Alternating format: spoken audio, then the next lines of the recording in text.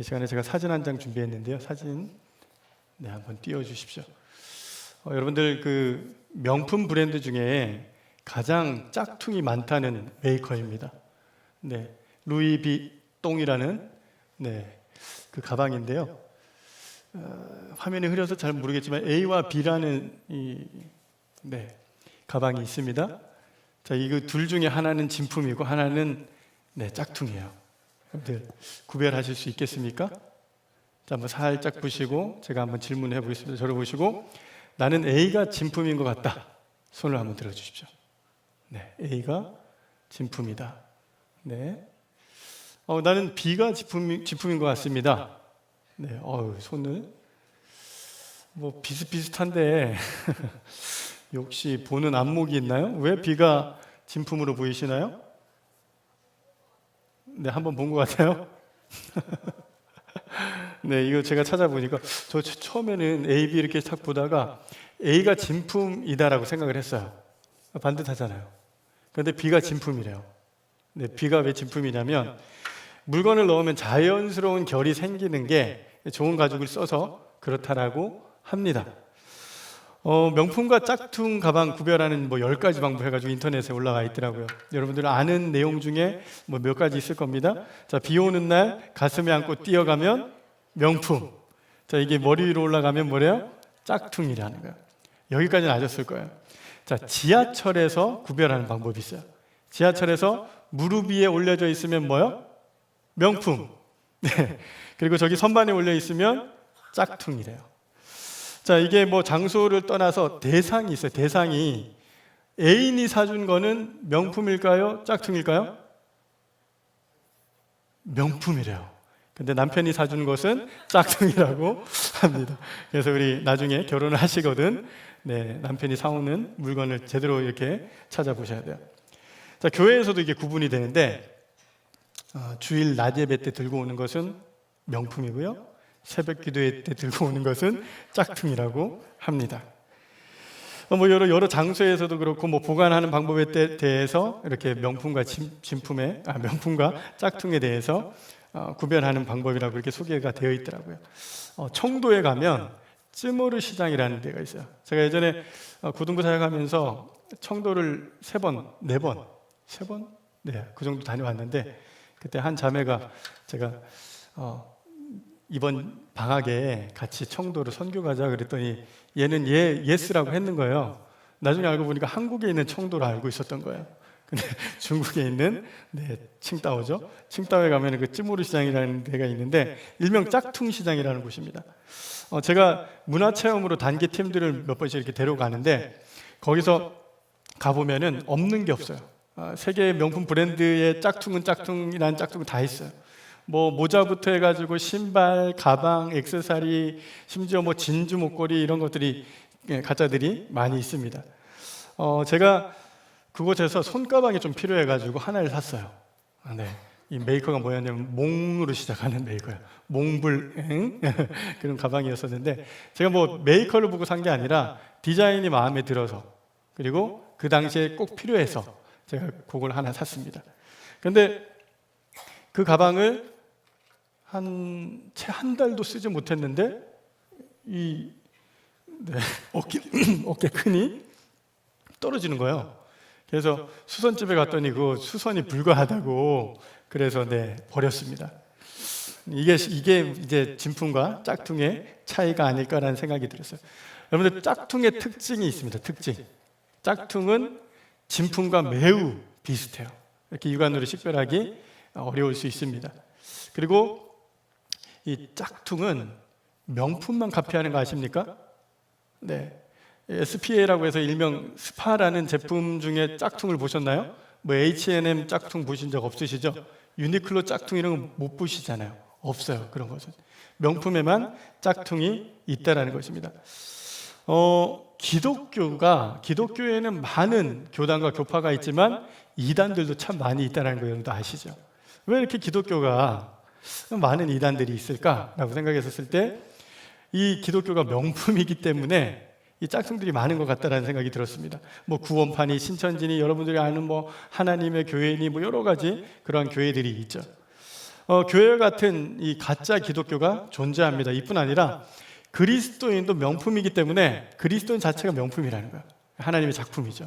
그렇기 때문에 이 명품에는 뭐도 있다? 짝퉁도 있다라는 거예요. 자, 짝퉁 그리스도인들도 명품 그리스도인들처럼 주일 성수도 하고 또 헌금 생활도 꼬박꼬박하고 심지어는 봉사도 한대요. 그런데 진품과 짝퉁이 나눠지는 기준이 있지 않겠습니까? 자, 이런 행위들을 해도 절대로 이 짝퉁은 명품의 흉내를 낼 수 있지 명품이 될 수 없죠. 명품과 같지 않죠. 자, 진짜는 가짜를 초라하게 만듭니다. 제가 또 가짜에 대한 이야기가 참 많네요. 제가 캄보디아였나요? 동남아에 단기 선교를 갔다가 길거리에 팔고 있는 이 선글라스를 또 그때도 필요에 의해서 샀습니다. 네, 레이 땡기라는 제품을 이렇게 사가지고 딱 썼는데 너무 멋있는 거예요. 그래서 그때는 제가 청년 시절이었죠. 그래서 막 자랑을 하고 다녔어요. 멋있지 않냐, 이거 되게 싸게 주고 샀다고. 그러고 나서 이제 돌아오는 길에 면세점을 들렸어요.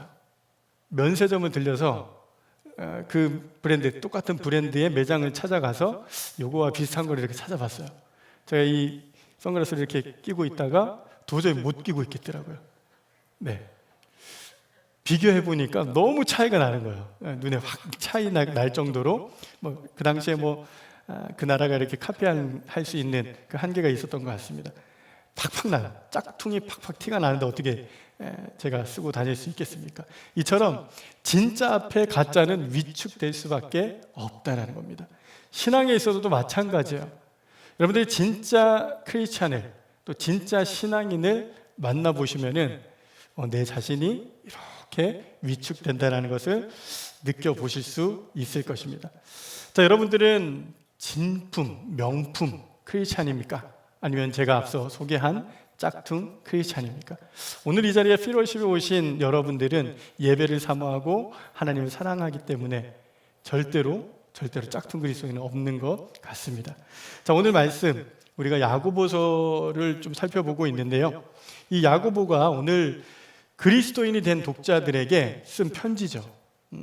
오늘 이 편지에서 그리스도인에게 권면하고 있는 이 말씀입니다. 먼저는 모든 더러운 것과 넘치는 악을 버리라. 그리고 말씀을 온유함으로 받으라. 그리고 마지막으로 말씀을 듣기만 하여 이제 자기를 속이는 자가 되지 말고 말씀을 행할 것을 권면합니다. 그러면서 거듭난 그리스도인 그리고 진짜 그리스도인이 이렇게 살아가야 된다라고 말씀하고 있는 것이죠. 저는 오늘 본문을 중심으로 진짜 그리스도인이 되기 위해서 우리에게 필요한 세 가지 요소 또 세 가지 조건들에 대해서 함께 정리해 보면서 하나님의 은혜를 나누기를 원합니다. 우리가 버려야 할 것이 있습니다. 진짜 그리스도인이 되기 위해서는 우리가 무엇을 버려야 합니까? 네, 오늘 본문은 이렇게 말씀합니다. 21절에 그러므로 모든 더러운 것과 넘치는 악을 내버리고 라고 되어 있어요. 무엇을 버리라고 합니까? 지금 모든 더러운 것 그리고 넘치는 악. 네, 이것을 우리가 버릴 때 그리스도인이 될 수 있다라는 거예요. 21절에 이 넘친으로 번역된 단어는 다양하고 만연된 죄를 의미합니다. 여기 보면 넘치는 악이라고 표현하고 있어요. 한번 우리가 그 죄라는 것이 한번 우리를 넘어뜨리는 것이 아니잖아요. 계속 끊임없이 내가 이 죄의 문제를 해결했어요. 근데 또 다른 그 죄가 나를 넘어뜨리려 하고 나를 유혹하고 이 만연한 이 죄를 버리라고 성경은 말씀하고 있는 것이죠. 여기서 내버리다라는 이 단어 또한 우리가 좀 주목해서 봐야 할 텐데요. 이 원어적 의미는 일반적으로 옷을 벗다라는 그 의미가 담겨져 있다는 거예요. 버리다라는 것은 이제 이것을 벗는 것, 옷을 벗다의 의미로 사용되고 신약 성경에서 그리스도인이 되기 위해서는 이전의 옛 생활 방식을 벗어버리라라는 의미로 사용되었던 단어입니다. 자, 내버리다라는 것이 옷을 벗다라는 이미지와 같다라고 한번 생각을 해보시고 말씀을 좀 이어서 제가 진행하겠습니다. 우리가 진정한 그리스도인이 되기 위해서는 우리 안에 다양하고 만연된 우리 안뿐만 아니라 우리 주위에 이 만연한 죄에 대해서 계속해서 버리라는 거예요. 자, 이 말이 무엇이냐? 만연된 이 죄에 대해서 우리가 이전에 이제 이 생활 방식을 돌아보면 예수님을 믿기 전에, 내가 구원받기 이전에, 거듭나기 이전의 삶은 그 죄에 대해서 무감각했죠. 죄 짓고 나서도 그 양심의 가책을 조금 느낄 정도였을 것입니다. 그렇지만 예수님을 믿고 나서 내 안에 얼마나 그 죄에 대해서 민감해집니까? 예민해집니까? 그래서 우리가 이전의 생활 방식, 아무렇지 않게 죄를 짓던 옛 생활 방식을 벗어버려야 한다는 것입니다. 이뿐 아니라 히브리서 12장 4절에서는 이 죄에 대해서 우리가 취해야 할 자세에 대해서 말씀해요. 어떻게 말씀하고 있습니까? 너희가 죄와 싸우되 아직 피 흘리기까지는 대항하지 아니하고 라고 히브리 기자는 얘기해요. 죄와 싸우지만 피 흘리기까지, 죽기까지는 대항하지 아니한다라는 거예요. 자, 이게 어떤 의미입니까? 우리의 모습을 돌아보면 이 정도는 괜찮지 않나? 세상 사람들 다 이 정도는 하는데, 이런 기준들, 그리고 남들도 다 하니까 뭐 이것쯤이야 라고 우리가 적당히 타협하고 그것을 적당히 넘어가려 할 때가 있다라는 거예요. 그런데 이것이 우리 주변에 만연된 이 죄들이 우리를 계속해서 침범해 오는데, 우리는 하나씩 받아들이는 모습이라는 거예요. 자, 이것을 끊어버리는 것, 우리가 이 죄와 싸우는 것, 이건 내버리라는 것이에요. 자, 여러분들 잠시 한번 상상을 한번 해보십시오. 여러분들 집안에 소유한 하얀색 옷, 한번 입으셨다고 생각을 해보십시오. 그리고 나서 그 옷을 입고 맛있는 식당에 가서 열심히 정신없이 식사를 했어요. 식사를 하고 나서 너무 정신없게 먹고 나왔는데 앞쪽을 보니까 막 붉은 국물이 막 이렇게 튀어 있어요. 여러분들은 이 옷을 입고 하루 종일 생활을 하실 것입니까? 아니면은 그 옷을 벗고 새 옷으로 입으시겠습니까? 뭐 이뿐 아니라 우리 형제분들은 이제 땀을 많이 흘리잖아요. 땀이 이제 축축하게 젖어서 냄새도 나고 하니까 그 옷을 하루 종일 입을 수 없어서 때로는 또 여분의 옷을 가지고 다니기도 하죠. 우리가 묻은 이 때들 그냥 내버려 두지 않죠. 지울 수 있는 것들이야 즉시로 지울 수 있을 것입니다. 죄에 대해서 벗어버린다, 내버린다라는 것은 이러한 의미와도 같다라는 거예요. 우리가 아무리 작은 죄라도 우리 안에 계신 성령님께서 그 죄에 대해서 우리에게 알려주신다는 거예요. 깨닫게 해주신다는 거예요. 지적해 주신다는 거예요. 그런데 그걸 깨닫게 해준 즉시로 이 죄를 처리하는 것, 이것이 버리는 것인데, 우리는 때로는 주일날 예배 가서 회개해야지 하고 미룰 때가 있다는 거예요. 오늘같이 1월 10일 와서 내가 오늘 연락에 기도하면서 회개해야 되겠다라고 우리가 얘기할 수도 있다는 거예요. 그렇지 않다라는 거예요. 진짜 그리스도인들은 성령이 깨닫게 하시는 그 죄를 그 즉시로 처리하는 것이 진짜 그리스도인이라는 것입니다. 사랑하는 성도 여러분, 오늘 모든 더러움과 넘치는 악을 버리라는 이 말씀, 여러분들 오늘 이 밤에 붙드시기를 주님의 이름으로 부탁드립니다. 악은 어떠한 모양이라도 버리라. 이것이 성경이 가르치는 우리에게 주시는 교훈입니다. 자, 아무리 그것이 작다 하더라도 그것들을 방치하게 되면 결국에는 그것이 누룩같이 퍼져서 우리를 또 어렵게, 힘들게, 무너지게 만들 것입니다. 우리가 이 작은 죄를 처리하며 하루하루 살아갈 때에 우리는 진짜 그리스도인의 더 한 발자국 나아가는 모습이 될 것을, 내딛게 될 것을 우리는 믿어야 합니다. 자, 두 번째로 진짜 우리가 그리스도인이 되려면, 자, 아까 첫 번째는 뭐 하라고 그랬죠? 버리라고 했어요. 자, 두 번째는 받아라라고 성경은 말씀합니다. 오늘 21절 중하반절을 한번 보시면, 너희 영혼을 능히 구원할 바 마음에 심어진 말씀을 온유함으로 받으라. 이 야고보 사도는 오늘 넘치는 악을 버리고 또 이어서 온유함으로 말씀을 받으라라고 우리에게 말씀합니다. 여기서 대비되는, 대조되는 두 단어, 내버리는 것과 받으라는 이 표현 명확하게 대조됩니다. 우리가 비울 것이 있죠. 우리가 비웠다면 반드시 채워야 된다는 거예요. 여러분들 무엇을 채워야 할까요? 오늘 말씀, 말씀. 이 말씀 어떻게 말씀하시냐면 21절에 마음에 심어진 말씀이라고 기록하고 있어요. 자, 마음에 심어진 말씀. 우리가 18절 읽지는 않았지만 18절에 소개된 진리의 말씀과 동일하다라고 보시면 돼요. 자, 진리의 말씀 무엇입니까? 우리가 받은 복음이에요. 이 복음을 의미하는데, 이 복음은 오늘 이 본문에 우리의 영혼을 능히 구원할 능력이 있다라고, 이 하나님의 말씀은 우리의 영혼을 구원할 능력이 있음을 오늘 말씀하고 있습니다. 로마서 1장 16절에 제가 읽어드리겠습니다. 내가 복음을 부끄러워하지 아니하노니 이 복음은 모든 믿는 자에게 구원을 주시는 하나님의 능력이 됨이라. 먼저는 유대인에게요 그리고 헬라인에게로다. 사도 바울도 이 복음이 모든 믿는 자에게 구원을 주시는 하나님의 능력이다, 능력이 된다라고 야고보가 이 진리의 말씀을 설명한 것처럼 이 사도 바울도 똑같이 동일하게 말씀하고 있다라는 거예요. 오늘 이 야고보 사도는 이 진리의 말씀을 그리스도인들이 어떻게 해라? 받아들여야 한다라고 말씀하고 있는 것입니다. 자, 여기에서 말씀을 받으라는 권고는 이 단순한 이 회심에 대한 권고가 아니다라는 거예요. 예수님 믿어라 이 정도가 아니다라는 거예요. 이것은 이 말씀을 통해서 이 신자들의 삶의 모든 영역에 영향을 미치게 하라라는 명령이에요. 즉 무엇이냐? 우리가 이제 신자라면 우리가 하나님의 말씀이 우리의 삶에 영향을 미치게 되어 있다라는 거예요. 지난 한 주를 돌아보시면서 여러분들이 나는 한 말씀도 내 삶에 영향을 미치지 않고 있다면 한번 우리는 점검해 보셔야 돼요. 내가 정말 말씀을 받아들였는지, 그 복음을 내가 받아들였는지, 말씀과 무관하게 일주의 삶을 살아가고 있다면 우리는 한번 우리 스스로를 점검해 보셔야 할 것입니다. 야고보는 이 명령에 온유함으로라는 단어를 앞쪽에다 붙이죠. 온유함으로 말씀을 온유함으로 받으라라고 말씀하고 있습니다. 우리가 복음의 사역에 대해서 이것은 열린 마음, 수용된 태도를 가지고 있어야 될 것을 상기시켜 주는 것이죠. 온유하다라는 표현을 또 겸손하게라는 단어로 번역도 합니다. 우리가 말씀을 받을 때 겸손하게 말씀을 받아야 된다라는 거예요.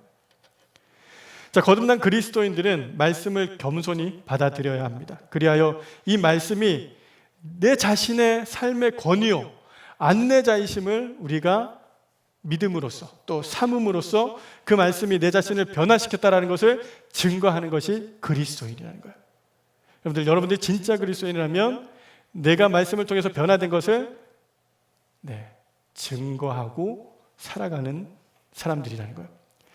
제가 청년부에 처음 갔던 날을 기억합니다. 제가 이제 신앙생활을 한 10년 정도 쳤어요. 제가 미취학 학생이죠. 이제 초등학교도 들어가기 이전부터 교회를 열심히 다녔어요.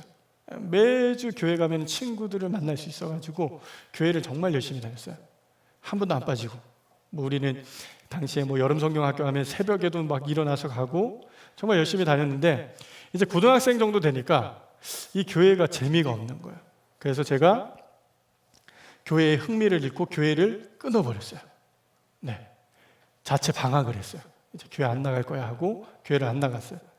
그런데 제가 그 방학을 시작했던 그 시점부터 제가 예수님께로 돌아오는 그 시점까지 오랜 방황의 시간들이 있었습니다. 그래서 여러분들 함부로 방학하시면 안 돼요.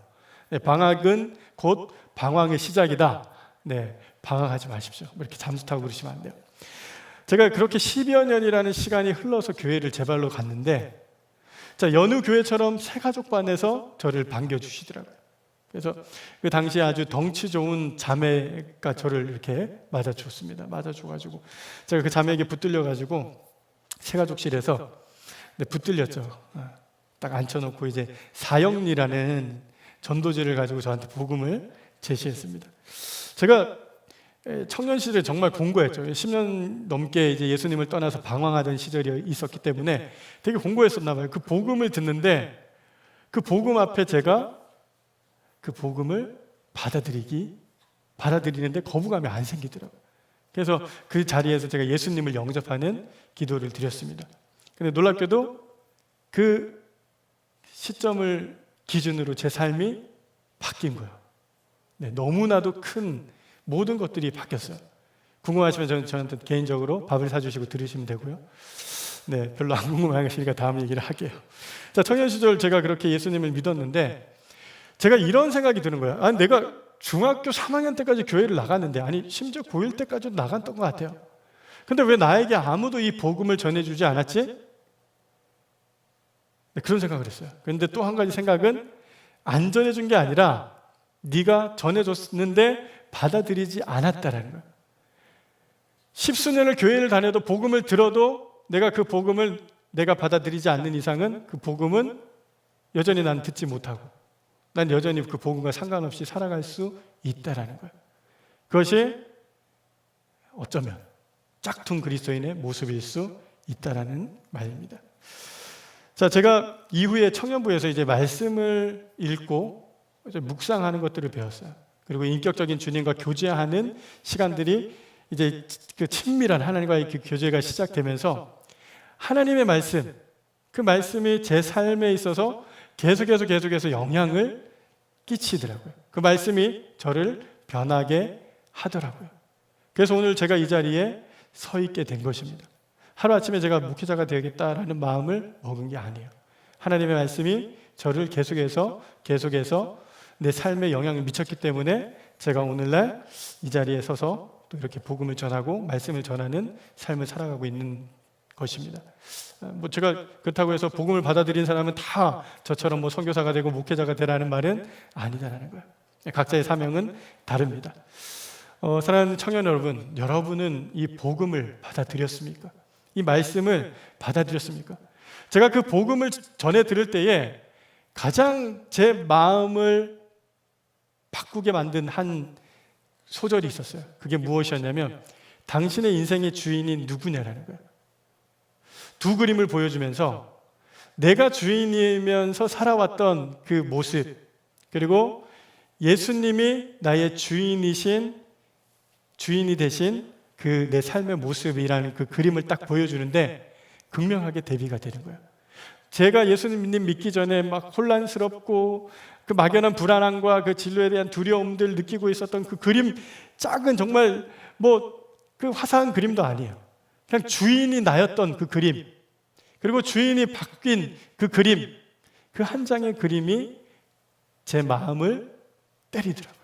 그리고 나서 제가 결단하기로 마음 먹고 이제 제가 예수님을 영접하죠. 내 구주와 주인으로 영접하겠습니다. 여전히 내가 복음을 받아들였다고 하면서 내가 주인 되어 살아간다면 진짜일까요? 가짜일까요? 네. 진짜 크리스찬은 오직 예수님만이 주인이시다는 거예요. 그 예수님의 그 말씀, 예수님의 그 인격적인 교제를 통하여 우리의 삶을 인도하시는 그 걸음을 우리가 따라가는데 어찌 우리 안에 성화의 과정이 일어나지 않겠냐라는 거예요. 자신이 자각하지 못할지라도 내 자신 안에 그 성령께서 이 일을 일으키시고 변화시켜 가신다는 거예요. 여러분들, 그리스도인은 내가 살려고 내가 막 몸부림치고 내가 막 지키려고 하고 해서 되는 게 아니다라는 거예요. 주인을 바꾸시면 돼요. 예수님이 내 삶의, 내 인생의 주인이시다라는 것만 인정하시면 돼요. 그러면 그 주인이신 그 주님께서 우리 안에 성령으로 역사하셔서 우리의 삶을 주관하시고 이끌어 주신다는 거예요. 이것이 진정한 크리스천의 삶인 줄 여러분들 믿음으로 받으시기를 바랍니다. 우리가 진정한 그리스도인이 되기 위해서는 하나님의 능력인 이 복음을 받아들여야 합니다. 또한 우리는 이 삶을 통해 이 복음을 증거하는 증인이 되어야 합니다. 자, 세 번째 마지막으로 진짜 그리스도인이 되기 위해서 오늘 이 말씀 22절 말씀입니다. 너희는 말씀을 행하는 자가 되고 듣기만 하여 자신을 속이는 자가 되지 말라. 22절에 자, 말씀을 어떻게 하는 자요? 행하는 자. 근데 진짜 그리스도인이라면 말씀을 어떻게 한대요? 행한대요. 자, 여기에 이어져 표현하고 있는데 듣기만 하여 자신을 속이는 자가 되지 말라. 말씀을 듣기만 하고 행하지 않는 사람은 지금 나를 속이는 사람이다라는 거예요. 기만하는 사람이라는 거예요. 우리가 진정한 그리스도인이 되기 위해서는 이 하나님의 말씀을 행하는 자가 되어야 합니다. 사도는 말씀을 듣기만 하여 자신을 속이는 사람이 되지 말라. 그렇게 얘기하면서 듣기만 하는 자를 어떤 비유를 써요. 어떤 비유를 쓰냐면 거울로 자기의 얼굴을 보는 사람을 23절에서 또 24절에서 말씀합니다. 23절, 24절 제가 한번 읽겠습니다. 누구든지 말씀을 듣고 행하지 아니하면 그는 거울로 자기의 생긴 얼굴을 보는 사람과 같아서 제 자신을 보고 가서 그 모습이 어떠했는지를 곧 잊어버리거니와. 근데 말씀을 듣기만 하는 자는 여러분들 거울 앞에서 자신의 얼굴을 봐요. 얼굴을 보고 치장을 하고 꾸미고 돌아갑니다.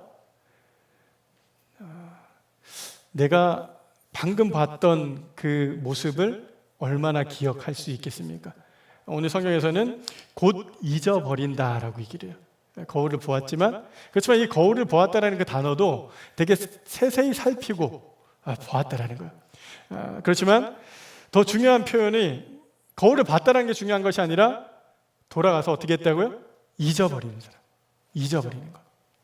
이것을 지금 강조하고 있다라는 거예요. 반면 말씀을 행하는 사람은 25절에 이렇게 비유합니다. 25절 말씀 한번 띄워주십시오. 자유롭게 하는 온전한 율법을 들여다보고 있는 자는 듣고 잊어버리는 자가 아니요 실천하는 자니 이 사람은 그 행하는 일에 복을 받으리라. 네, 우리 한번 25절 같이 읽어볼까요? 시작. 자유롭게 하는 온전한 율법을 들여다보고 있는 자는 듣고 잊어버리는 자가 아니요 실천하는 자니 이 사람은 그 행하는 일에 복을 받으리라. 말씀을 행하는 사람은 온전한 율법을 들여다보고 있는 자라는 표현을 쓰고 있어요. 자, 여기서 들여다보고라는 단어와 앞서 거울을 보는 이라는 이 단어, 물론 다른 단어를 썼어요. 그렇지만 이 원어적인 의미상에는 큰 차이가 없어요. 둘 다 자세히 보다, 주의하여 보다, 들여다본다라는 의미가 있다라는 거예요. 그런데 이 두 부류의 사람의 차이가 있다라는 거예요. 어떤 차이가 있어요? 전자는 잊어버린다. 그런데 이 아쉬운 게 개역개정 성경에는 원문에 있는 단어가 하나가 빠져 있어요. 원문에는 들여다보고 다음에 간직한다라는 단어가 있어요. 들여다보고 그 다음에 어떻게 한다고요? 간직한다. 이 단어가 빠져 있어요. 자, 잊어버리는 자와 결국에는 간직하는 자를 강하게 대조하고 있다라는 거예요. 자, 정리하자면 말씀을 행하는 자는 말씀을 어떻게 한대요? 간직한대요. 그런데 말씀을 듣기만 하는 자는 그 말씀을 어떻게 한대요? 잊어버린대요. 여러분들은 말씀을 간직하는 사람입니까? 아니면 듣고 나서 본당을, 예배당을 나가는 순간 잊어버린 사람입니까? 오늘 아침에 말씀 묵상하셨을 거예요. 네, 묵상하신 분들도 있으실 거고, 지난 주일에 우리가 설교 말씀을 들었을 거예요. 자, 지난 주일에 우리 담임 목사님이, 우리 교회가 아닌 분들도 담임 목사님 있으시죠? 자, 우리 목사님께서 주일날 선포하신 말씀에 대해서 여러분들 지금 간직하고 있습니까? 잊어버리고 있습니까? 너무 뭔가요? 네. 이 태도, 이 자세 하나 때문에 우리가 이 진정한 그리스도를 살아갈 것인가 말 것인가가 결정될 수 있다라는 거예요. 여러분들, 말씀을 오늘 이 간직하다라는 이 단어의 의미를 보시면은요, 묵상하다라는 표현에 쓰인 그 단어로도 쓰인다라는 거예요. 묵상하다. 묵상하다라는 의미는 곱씹다라는 거예요. 네, 곱씹다. 한번 듣고 은혜로워, 와 좋아 이러고 끝이 나는 것이 아니라 그것을 계속해서 반복해서 되새김질하는 것을 묵상이라고 하잖아요. 우리가 아침에 읽었던 묵상, 저도 아침에 새벽기도 와가지고 말씀 봤지만 점심 때 제가 한번 말씀을 준비하면서 생각을 해봤어요. 제가 그 말씀을 정말 간직하고 있는지 아니면 잊어버리고 있는지. 근데 저 자신도 그 새벽에 몽롱한 기분으로 나와서 있었는지 잘 기억을 못하더라고요. 그래서 주일날 내가 말씀을 기억할까? 기억을 못하잖아요. 잘 못하잖아요. 그래서 저는 설교 노트를 하거든요. 여러분들 노트 해가지고 집에 두시면 뭐 하려고 노트 하십니까? 노트를 보시라는 거예요. 여기서 노트 열심히 하시는 분들도 돌아가서 보시라는 거예요. 곱씹고 곱씹을 때 이 말씀이 간직되어진다라는 거예요. 여러분들, 이 말씀을 잘 간직하십시오. 이 말씀을 잘 간직할 때 우리는 진짜 크리스찬이 될 수 있어요. 지난 주일에 제가 한 형제를 만났습니다. 평소에 저하고 이제 교제를 하는 형제인데 본인은 저한테 대놓고 저는 믿음이 없습니다 이렇게 얘기하는 그 형제예요. 그래서 그 형제가 그 허리 디스크가 와가지고 한 3주 동안 교회를 못 나왔다가 이번에 나와가지고 이번 주에 제가 같이 교제를 잠시 나눴습니다. 교제를 나누던 중에 갑자기 이 형제가 얼굴에 화색을 띠면서 제가 오늘 그 담임 목사님이 지난주에 이번 주에 선포하신 그 말씀, 그 성경 구절이 자기가 그 송구영신 예배 때 받은 말씀 카드의 말씀이었다는 거예요. 그러면서 제가 처음으로 교회를 지금 수년을 다녔는데도 처음으로 졸지 않고 예배를 드렸다는 거예요. 말씀을 들었다는 거예요. 놀랍지 않습니까? 네네. 제가 그 얘기를 듣는데 너무 깜짝 놀랐습니다. 자, 설교 시간에 졸지 않고 들을 수 있었던 그 원인이 이유가 무엇이었을까라고 생각했더니 이 작은 말씀 카드인 거예요. 이 말씀 카드 한번 보고 잊어버릴 수도 있는데 믿음이 없다고 했던 그 형제가 이 말씀을 자기가 간직하고 있었다는 거예요. 그 말씀이 들리기 시작하고 자기 안에 또 한 가지는 아니 이제 신앙생활 처음 하면은 여러분들 이런 의구심 있잖아요. 보여야 믿지. 뭘 보여주셔야지 내가 믿죠.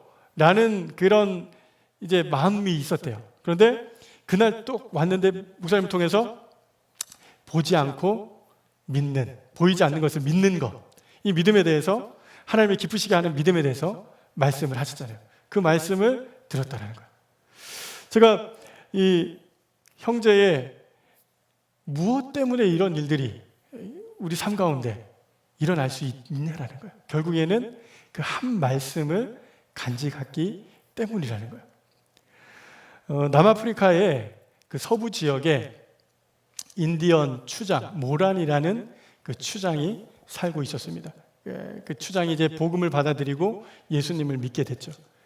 그 추장에게는 아내가 있었는데 그 아내에게 이제 아내가 성경에 위배되는 성경에서 하지 말라고 하는 일들을 할 때가 있지 않겠습니까? 그러면은 아내를 불러가지고 여보 성경에는 이거 이렇게 하지 말라고 하는데요. 그러면은 그 아내가 성경을 꺼내서 찾아보고 읽는대요. 그리고 그 했던 것들을 끊어버린대요. 자, 한 분이 이 모란이라는 추장도 자기가 잘못을 한 것 같아요. 그랬더니 아내가 여보 성경에는 그렇게 하지 말라고 돼 있어요. 그랬더니 이 추장도 성경을 펴가지고 읽더니 그렇네 하고 그 자리에서 그 일을 끊어버렸다는 거예요. 자, 우리의 모습은 어떻습니까? 우리는 그저 말씀, 우리가 지금 말씀이 없는 시대가 아니죠. 그냥 인터넷으로도 쉽게 접할 수 있고 예배에서도 많은 예배에서도 우리는 말씀을 듣습니다. 하지만 그 말씀을 우리는 새겨 듣지 않고 흘려 들을 때가 많이 있지 않냐라는 거예요. 그 말씀을 우리가 간직하는 자와 그 말씀을 잊어버리는 자의 차이는 극명하게 나눠질 수밖에 없다라는 거예요. 여러분들은 말씀을 잘 간직하고 있습니까? 그렇지 못하다면 오늘이라도 지금이라도 이 말씀을 곱씹고 또 되새김질해서 이 말씀을 묵상하는 그런 습관, 그런 훈련을 여러분들 가지시기를 부탁드립니다. 그렇게 행할 때 우리는 그렇게 해 나갈 때 우리는 진정한 그리스도인이 되어가는 것입니다. 말씀을 맺으려고 합니다. 오늘 이 사도 야고보는 오늘 성경에서 넘치는 악을 우리에게 버리라고 말씀합니다. 그리고 이어져 온유함으로 그 말씀을 겸손함으로 받으라고 말씀하죠. 그리고 말씀을 듣는 자가 아닌 행하는 자가 되라고 말씀합니다. 그러므로 우리가 진정한 정말 이 크리스찬이 되기 위해서는 우리 죄악을 버려야 한다는 거예요. 자, 어떻게 버릴 수 있습니까? 끊임없이 죄와 싸우십시오. 자, 성령께서 깨닫게 하실 때 우리는 회개하시면 돼요. 우리 예수님께서 이 땅에 오셔서 십자가의 죽으심으로 그리고 부활하심으로 우리에게 열어주신 그 길, 우리가 십자가 앞에 나아가서 주님 앞에 회개할 때에 용서받지 못할 죄가 없다라는 거예요. 모든 죄를 사해 주시는 그 사함의 그 은총을 여러분들 누리십시오. 두 번째, 오늘 이 말씀, 하나님의 말씀, 이 복음을 여러분들 받아들여셔야 합니다. 구원을 주시는 하나님의 능력인 이 하나님의 말씀을 우리가 받아들일 때에 이 복음이 여러분의 삶을 변화시키고 또 지금도 변화시켜 가고 있다는 것을 여러분들의 삶을 통해서 확증해야 합니다.